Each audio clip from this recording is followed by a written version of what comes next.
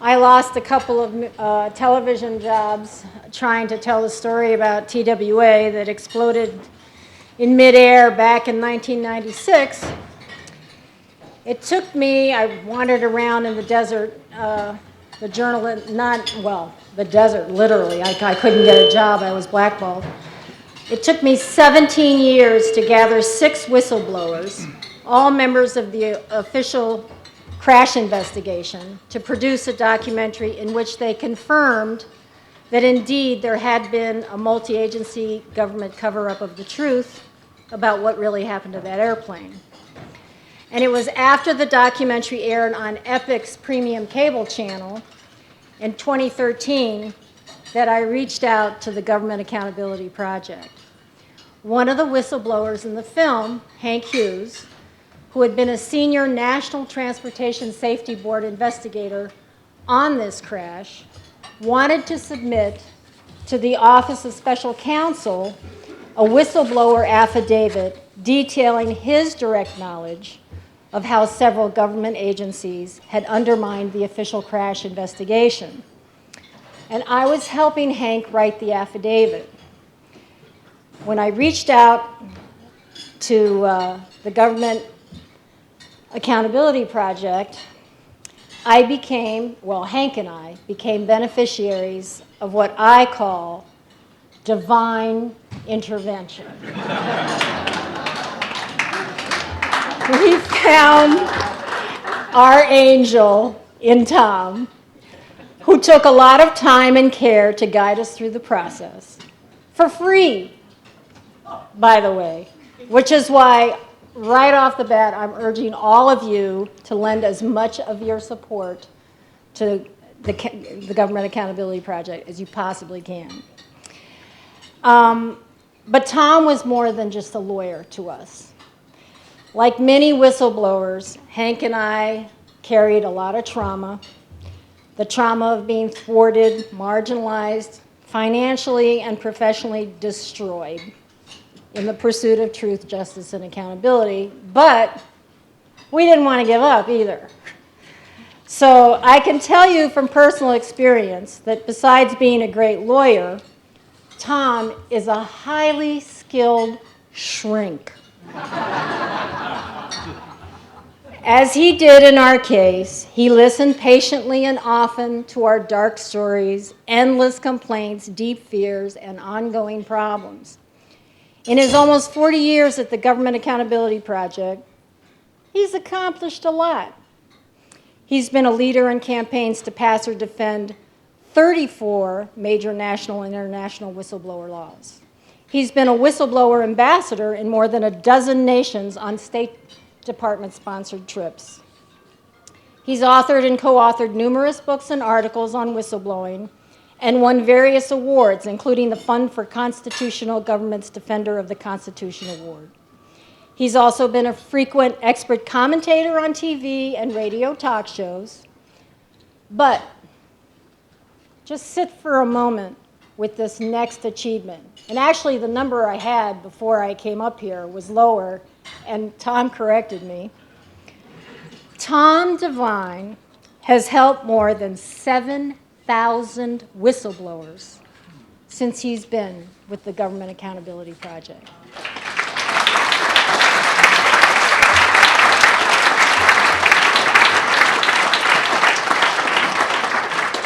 That's a lot of people with a lot of trauma. That's a lot of very hard legal work. That's a lot of divine love.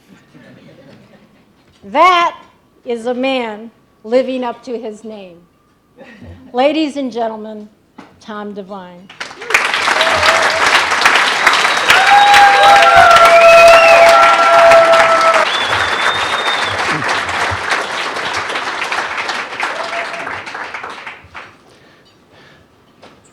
Well, since ego is a 4-letter word, that was a tough speech to listen to. And I have to correct, my name is Devine. I'm Irish, not heavenly. Anyone who's followed the Government Accountability Project knows that Well, as a co-founder of GAP, I've also been blowing the whistle about GAP for the last 40 years. So why am I still here tonight? It's because my professional dream is much more ambitious than money, fame, or power, none of which are really available at GAP. My dream has been to change the world, to make a difference through freedom of speech. And from that perspective, GAP has allowed me to do more than I ever even dreamed or fantasized. And one of the main lessons that I've learned on that is that solidarity is the magic word for whistleblowers to get away with committing the truth and for activists to make a difference in challenging the power structure. Isolation is the fatal word.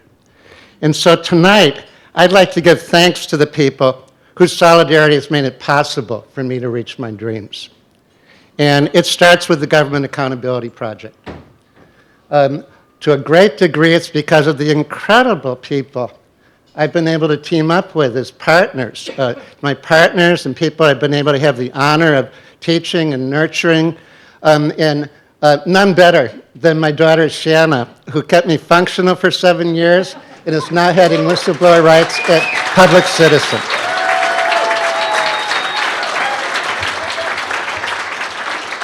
But the reason I'm still at GAP is professional freedom.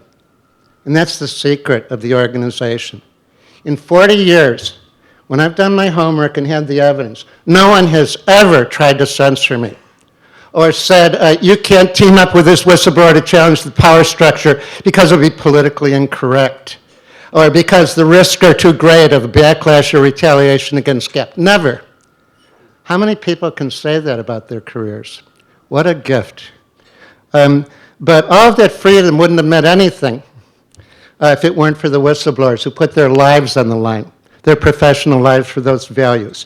And I want to start with thanking for solidarity from Ernie Fitzgerald, my mentor, the Dean of Pentagon Whistleblowers and magnet for years, exposed the world's most expensive nuts, bolts, coffee pots, toilet seats, and whose single-handed defiance stopped an attempt to have a backdoor official Secrecy Act and impose blanket prior restraint on all federal employees.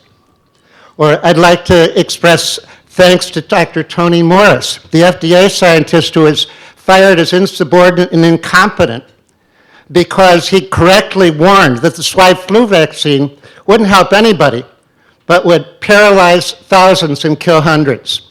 Tony was my inspiration for doing this work. All right, I have to thank Robert McLean, who has done more to change the course of history. In 2003, his whistleblowing prevented a more ambitious rerun of 9/11 that would have made the 9/11 look mild. In 2016, his Whistleblower Protection Act case, victory at the Supreme Court, saved the Whistleblower Protection Act from agency secrecy agreements. And since he was reinstated, he's blown the whistle on 6 more major aviation security breakdowns, which explains why TSA wants to fire Robert again. Or we should be thanking Franz Gale, the Marine Science Advisor, whose whistleblowing freed up the MRAPs that effectively protected our troops against landmines and reduced the casualties from 90% of fatalities in Iraq and 60% of casualties to 5%. Whistleblowers make a difference. They save lives. But what about domestic surveillance? We have to express thanks to the solidarity from all of those whistleblowers, from Bobak Pastor, Tom Drake, Bill Binney, Kurt Wiebe, Edward Snowden. Thanks to them. Thanks to them, we got the USA Freedom Act, which evicted Big Brother from every computer and telephone in America. What about the nuclear power whistleblowers? Dave Jones, Tom Applegate, and 50 whistleblowers in Cincinnati who converted, whose disclosures forced conversion of the Zimmer nuclear power plant after it was 97% complete in an accident waiting to happen because it was systematically illegal. Or even more significant, Rick Parks and Larry King, the project managers of the 3 Mile Island cleanup, whose exposure of a systematically illegal cleanup prevented that when it was on the verge of a complete meltdown that would have forced the evacuation of Philadelphia, New York City, and Washington, D.C. Or let's turn to food safety. John Copeland, the John Wayne of USDA, who cleaned up the USDA from systematic bribery and meat grading. Or Dr. Carl Tallene, who exposed that our chicken routinely is bathed in fecal soup before we get it. And the 500 whistleblowers they inspired, who 6 times have stopped the Department of Agriculture from replacing federal inspection with corporate honor systems for our nation's meat and poultry. Or let's go to Aldrich Saucier, the Army's chief scientist who stopped the next generation of Star Wars. Or Joseph Sedapani, the FDA scientist who exposed that 80% of America's commercial milk had illegal animal drugs in it and sparked a national testing program. Kathy Harris, the courageous Atlanta customs inspector whose dissent shrank from 4 days to 2 hours, the amount of time that citizens can be detained when they enter our country. International visitors can be detained without the rights of citizens. Or Dr. David Graham, the FDA scientist who exposed that the super painkiller Vioxx was a killer painkiller that had caused between 40 and 50,000 unnecessary fatal heart attacks. About as many people as died in the Vietnam War from a drug our government had officially decreed was safe.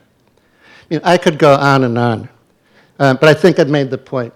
These are the people who changed the course of history. But they couldn't do it on their own. They couldn't do it without help from the public servants who aren't whistleblowers.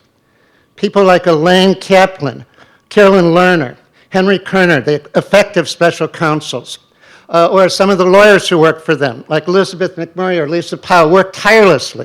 They work their hearts out for the mission of freedom of speech. Or the people in Congress who write these laws, like Chris Kolesnik or Delisa Lay of Senator Grassley's staff, Krista Boyd of Representative Cummings' staff, or Lisa Powell again in the Congress for Senator Akaka. None of this would have happened, though, without support from Antioch School of Law, now called the David Clark School of Law. Thanks to the vision of academic freedom by Dean Edgar Kahn some 40 years ago, GAP was able to survive, and our work has been based on the foundation of DC Law's legal clinic. But all of the above couldn't have been effective without the last people whose solidarity I have to thank. That's you all. You all and the rest of the bipartisan, trans-ideological community that's been supporting our movement for these 40 years. If it weren't for you all, if it weren't for that community, we wouldn't have been able to pass federal whistleblower rights 4 times after they were gutted the first 3 times. And that leads me to the last thing I want to say. We need your solidarity now more than ever. Although the Whistleblower Protection Enhancement Act was a great public relations victory, at GAP we say that phony whistleblower laws are cardboard shields. Genuine whistleblower rights create metal shields. And as gaudy as it is, the Whistleblower Protection Act is a cardboard shield. After 40 years of these rights, less than 5% of people win their cases. And with your solidarity, we can fight the battle to get the last 3 teeth that we need for this law to be genuine. Number 1, jury trials, so that whistleblowers can enforce their rights before citizens. Federal employees are the only major whistleblowers in the United States who don't have that right. Second, protection against retaliatory investigations, which morph into criminal prosecutions where they're completely defenseless. And third, a realistic chance for temporary relief, which is essential when cases take 5 to 10 years and the dysfunctional Administrative Merit Systems Protection Board has a 1,500 case backlog that's growing sharply. With your solidarity, we'll get those last 3 teeth. Let's do it, folks.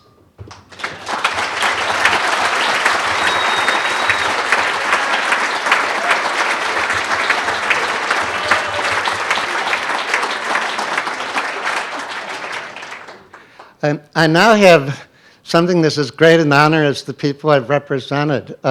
It's the honor to introduce Ralph Nader in any medium. Ralph was a citizen whistleblower. We have his book here, Unsafe at Any Speed, which founded a whole generation of dissent.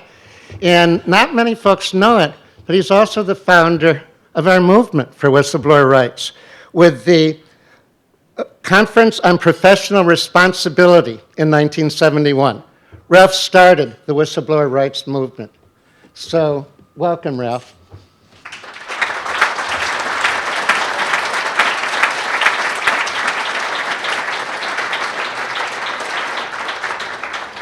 I'm Ralph Nader.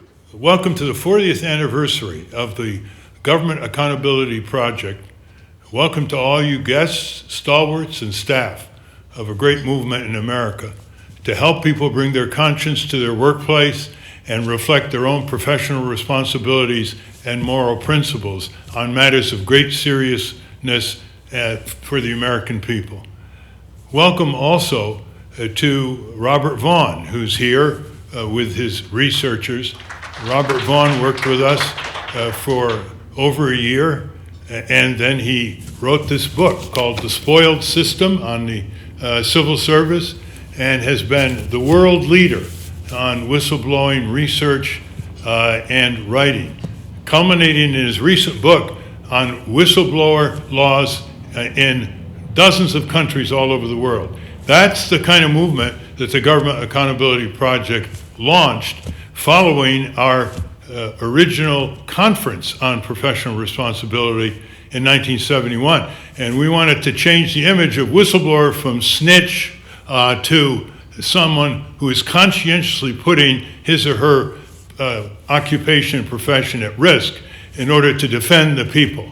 And little did I know, though I wished for it, that there would be this wonderful organization started in 1977 that would take the findings of our conference to unsurpassed levels, representing, for example, 600 nuclear workers who blew the whistle on shoddy workmanship and conditions in nuclear plants around the country, protecting federal food, meat and poultry inspectors who wanted to do the right thing for the consumer but were pressured by bureaucrats and industry representatives to shut up and not look the other way on the chicken assembly line and so on.